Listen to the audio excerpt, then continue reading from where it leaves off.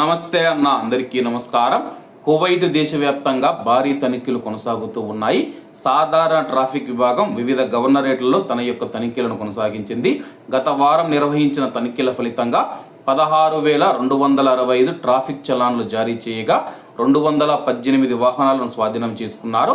అలాగే 46 మంది వ్యక్తులను ట్రాఫిక్ పోలీస్ స్టేషన్లలో అదుపులోకి తీసుకున్నారన్నమాట.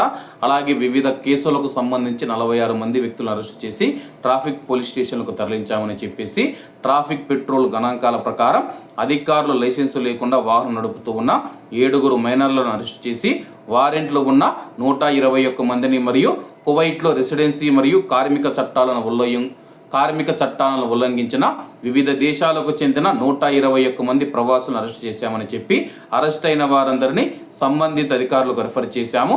అలాగే కువైట్ ఉప ప్రధానమంత్రి మరియు మినిస్ట్రీ ఆఫ్ ఇంటీరియర్ మంత్రి అయిన షేక్ ఫహద్ ఆల్ యూసఫ్ గారి ఆదేశాల మేరకు ఈ యొక్క తనిఖీలు జరుగుతూ ఉన్నాయని చెప్పేసి ప్రస్తుతం ట్రాఫిక్ పోలీసులు ఎవరైతే ఉన్నారో కువైట్ దేశవ్యాప్తంగా తనిఖీలు నిర్వహించి ఎక్కడైతే చట్టవిరుద్ధంగా నివసిస్తూ ఉన్న ప్రవాసులు ఉన్నారో అటువంటి వారిని మాత్రమే మేము అదుపులోకి తీసుకుంటూ ఉన్నాము.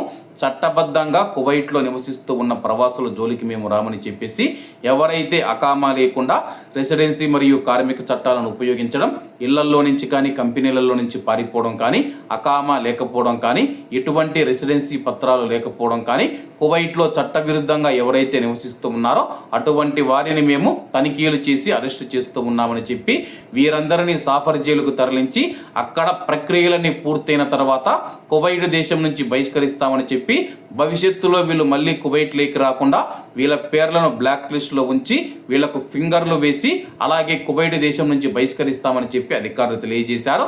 కాబట్టి కువైట్లో బయట పనిచేస్తూ ఉన్న మన భారతీయులు ఎవరైతే ఉన్నారో కువైట్లో భారీ తనిఖీలు జరుగుతూ ఉన్నాయి. అందరూ జాగ్రత్తగా ఉండాలని కోరుకుంటూ అందరూ బాగుండాలి, అందులో మనం ఉండాలి. అందరికీ నమస్తే అన్న, జై హింద్.